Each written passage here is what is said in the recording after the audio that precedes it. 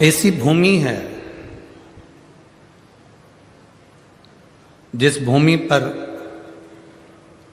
हरि और हर एक ही स्वरूप में साथ में विराजमान। ऐसी भूमि दुनिया में कहीं पर भी नहीं है जो चंद्रभागा के तट पर है। स्वयं गंगा, स्वयं यमुना, स्वयं सरस्वती भी इस चंद्रभागा के तट पर आकर झाड़ू लगाती हैं। केवल क्यों, किस लिए? गंगा भी समय निकालकर इस चंद्रभागा के तट पर पहुंचती हैं, यमुना भी चंद्रभागा के तट पर पहुंचती है और सरस्वती भी चंद्रभागा के तट पर पहुंचती है।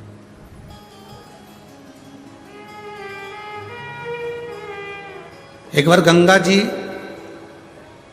जब चंद्रभागा नदी के तट पर बैठी हुई बुआरी लगा रही थी, राह को बुआर रही थी, तब स्वयं राधा जी ने गंगा जी से बात करी थी। आज भी पंढरपुर के हरि विठ्ठल के मंदिर में राधा जी का मंदिर है। आप लोगों ने दर्शन किए? जम के तो बोलो जरा, करें। पंढरपुर में हरि विठ्ठल जी के मंदिर में राधा जी का मंदिर है।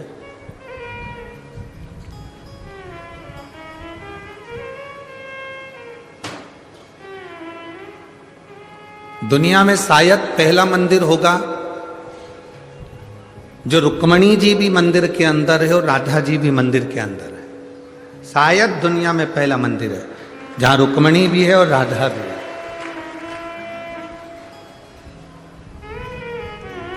गोलोक धाम में राधा जी विराजमान है।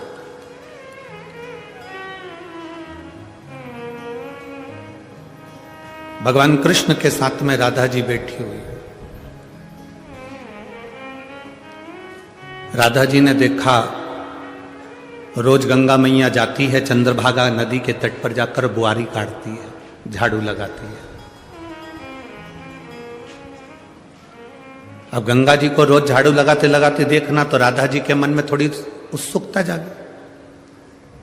आप में से कई लोग ऐसे होंगे जिनके मन में उत्सुकता होगी, आखिर ये सियोर वाला महाराज कथा करने जाता है, लोग इतनी संख्या में पहुंचते हैं, आखिर कथा में ऐसा है क्या? आधे तो कथा सुनने आए होंगे और आधे ये देखने के लिए आए होंगे कि आखिर कथा में क्या है।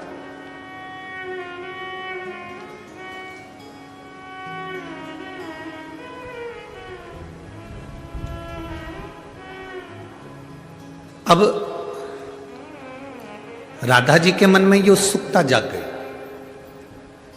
कि जिन गंगा जी के चरणों में सारे देवता जाते हैं, जिन गंगा जी के जल में संपूर्ण पाप धुल जाते हैं, जिस गंगा जी के जल में जाने के बाद पापी भी निर्मल हो जाता है, जिस गंगा जी के जल में पाप कर्म छूट जाता है, वो गंगा मैया चंद्रभागा के तट पर झाड़ू लगा रही, बुआरी लगा रही।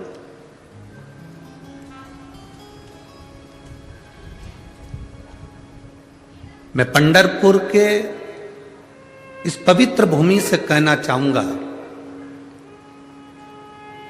जैसे महाराष्ट्र का गौरव है छत्रपति शिवाजी महाराज, जैसे महाराष्ट्र का गौरव है छत्रपति शिवाजी महाराज, उसी तरह महाराष्ट्र की सबसे बड़ी दौलत है, डायमंड हीरा है वारकरी समाज। ये डायमंड हीरा है। वारकरी समाज कोई, वारकरी के अंतर्गत ये ना सोचें कि एक साधारण सा पंथ है, उन्होंने भजन गाया, कीर्तन करा, हरि विठ्ठल पांडुरंगा, हरि विठ्ठल रामकृष्ण हरि का स्मरण किया तो वारकरी। ना ना ना, वो महाराष्ट्र का डायमंड है, वो महाराष्ट्र का हीरा है।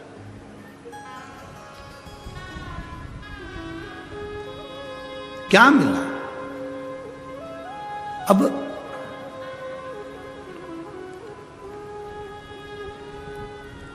राधा जी के मन में एक संशय जाग गया और राधा जी के मन में जो संशय जागा वो बड़ा विचित्र संशय था कि जिन गंगा जी के पास जाकर पापियों के पाप धुल जाते हैं, जिन गंगा जी के पास जाकर लोग स्नान कर कर पाप धो बैठते हैं, वो गंगा चंद्रभागा के तट पर।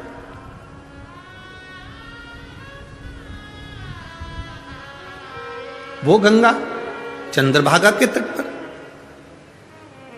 अब राधा जी के मन में बेचैनी होने लगी।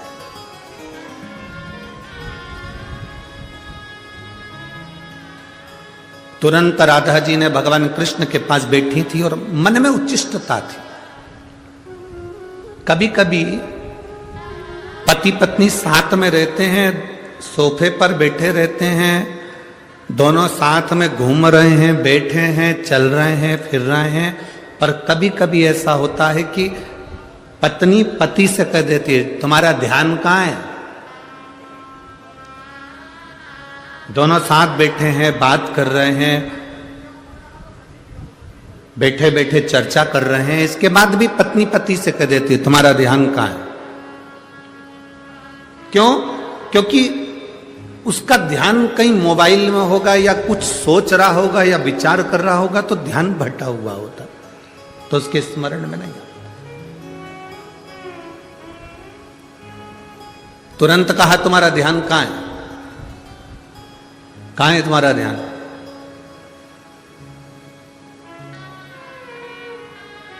उसी तरह भगवान कृष्ण राधा जी के पास में बैठे हैं और भगवान कृष्ण राधा जी से कह रहे हैं, राधा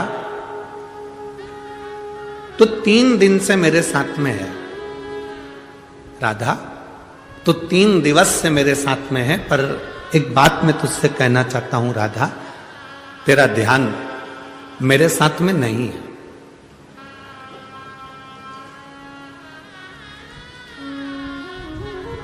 अरे खानो नहीं भावे मन, पीनो नहीं भावे, दौड़ दौड़ मन सत्संग जावे।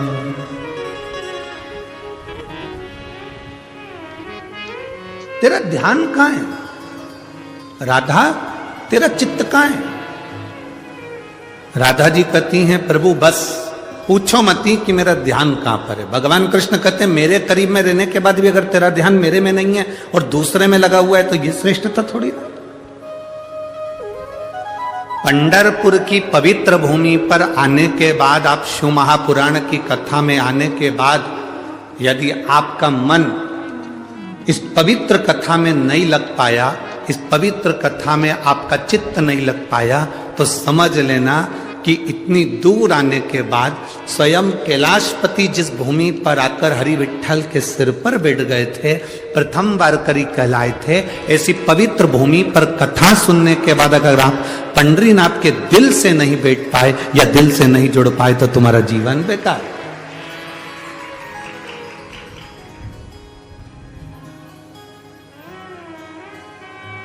अभी कथा का एक दिन पहले हम यहाँ पहुँच गए 24 तारीख को, तो पाटिल जी बोले, सांसद जी बोले और सभी लोग बोले कि सुबह 10 बजे का दर्शन करना है। दर्शन करने के लिए हम ठाकुर जी ने बुलाया, हरि विठ्ठल ने, वहां पहुंचे, क्योंकि उनकी आज्ञा बिना कुछ नहीं हो सकता। पंढरपुर का पत्ता भी पंढरीनाथ के बिना हिल नहीं सकता, यह बिल्कुल सत्य है। पत्ता भी नहीं हिल सकता।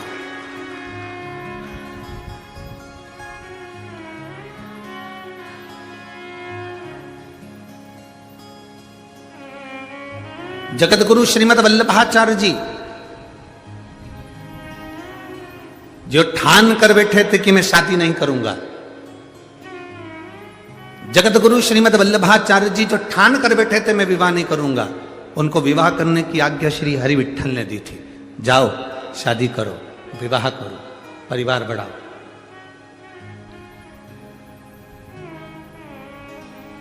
तब श्रीमद वल्लभाचार्य जी के घर में जो लाल जी प्रगटे, उनके घर में जो बेटे का जन्म हुआ, जो लाल जी प्रगट हुए, उनका नाम ही श्री विठ्ठल नाथ रख दिया था, गोसाई जी रख दिया।